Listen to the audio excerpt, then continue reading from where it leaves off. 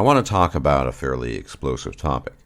I say explosive because the topic I'm about to talk about is a topic that I am, in air quotes, technically not permitted to talk about, because I want to talk about black people in the United States and the quote-unquote African American experience. Now, of course, common wisdom, as I've just stated, would dictate that I, a person who's not black, cannot talk about this topic, but I will essentially arrogate to myself that quote-unquote privilege. Now, all joking aside, I don't think people should be excluded from discussing topics just because they don't belong to said group.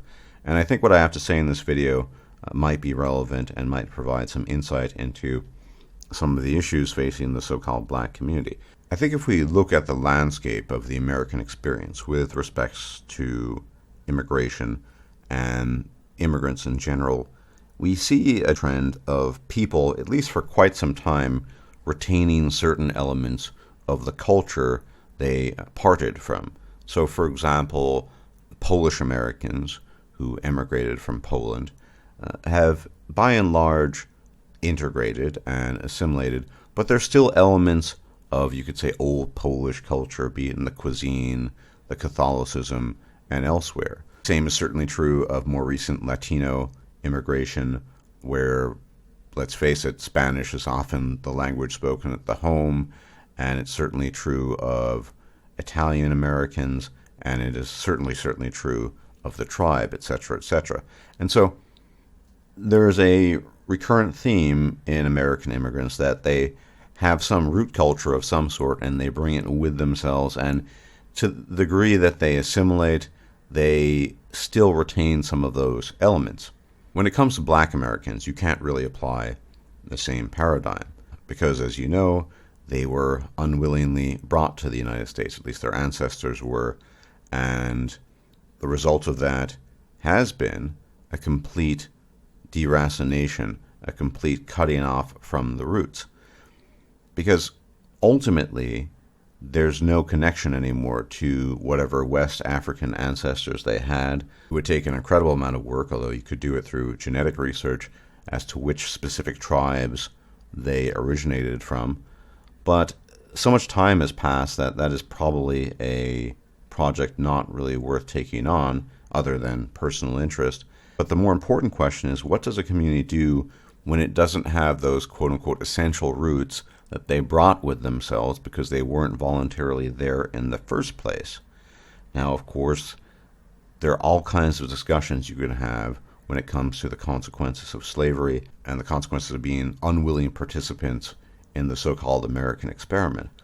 But one thing I've noticed throughout the years, which has really accelerated and escalated in the last decade or so, is this notion amongst black people, specifically black males, that if they pursue academic success, if they try to follow normal guidelines, in air quotes, then they are acting quote-unquote white.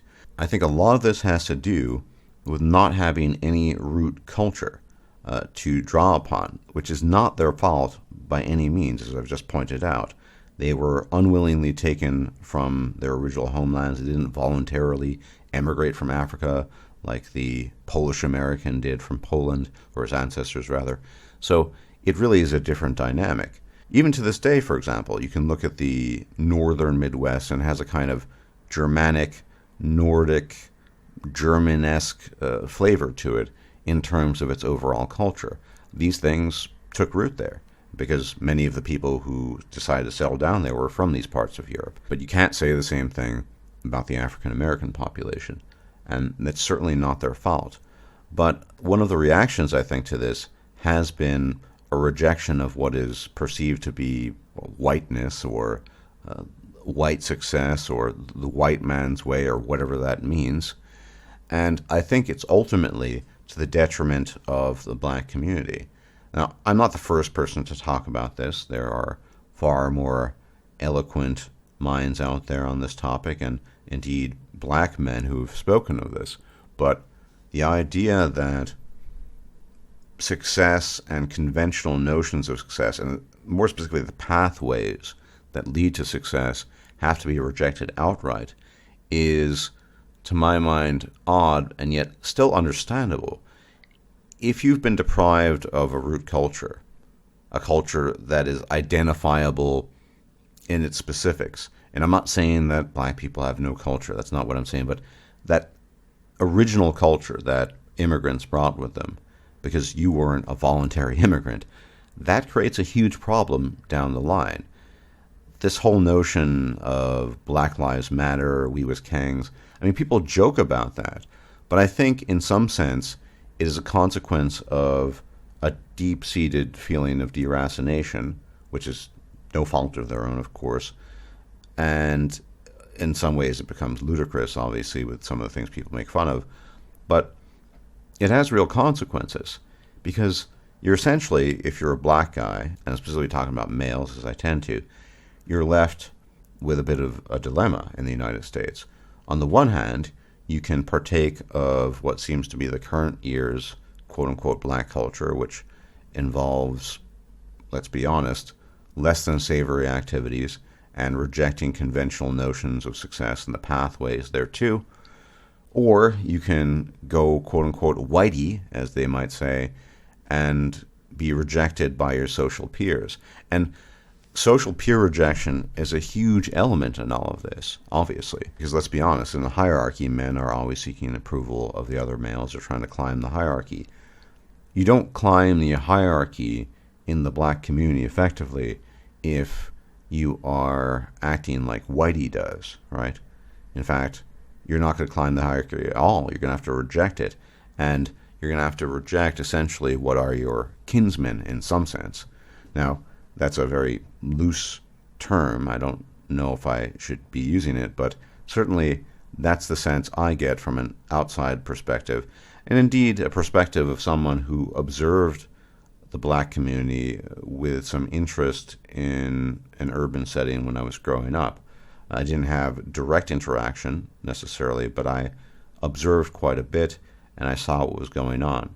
And even in the 80s and the early 90s, I can note, there was definitely that notion of rejecting the conventional pathways to success and structures of society because it was regarded as white. And I don't think I can emphasize this enough, but I do think this has a lot to do with deracination and being separated from your original culture in a way that you can't really say the same about any other ethnicity in the United States that emigrated.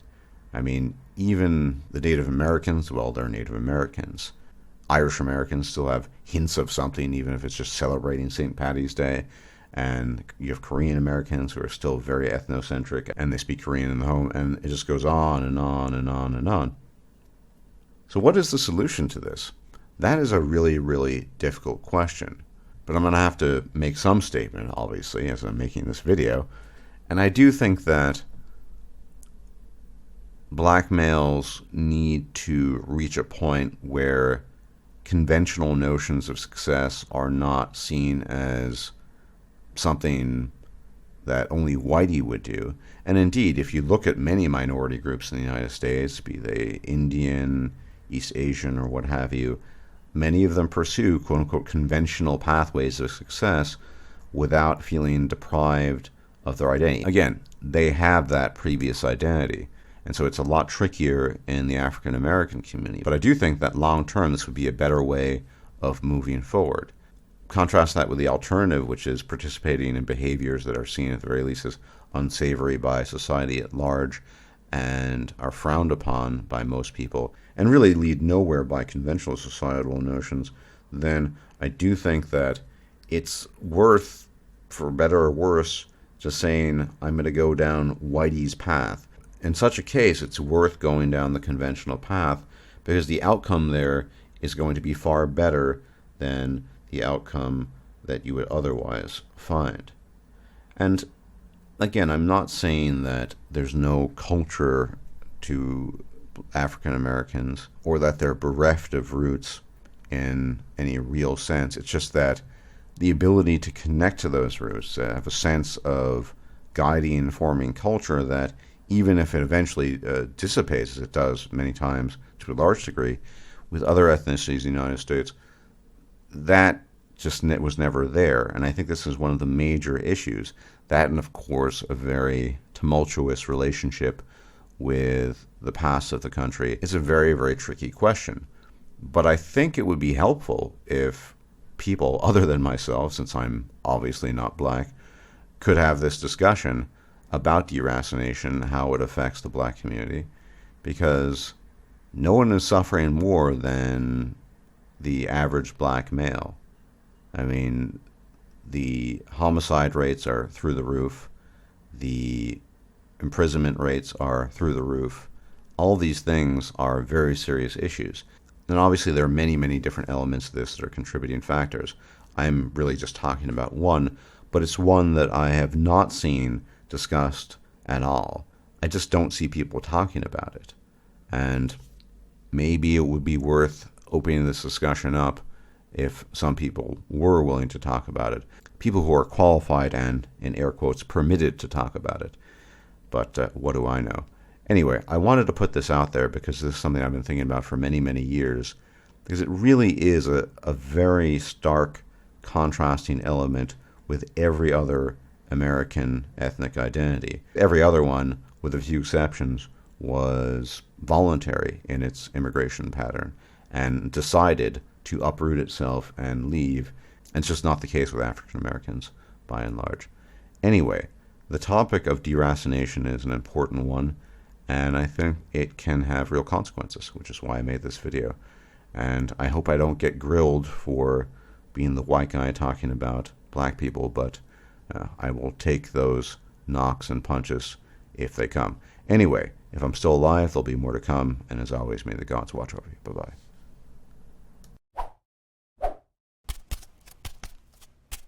If you liked this video, please like, share, and subscribe. And if you enjoy my content, please consider making a donation or becoming a patron. Thanks for watching.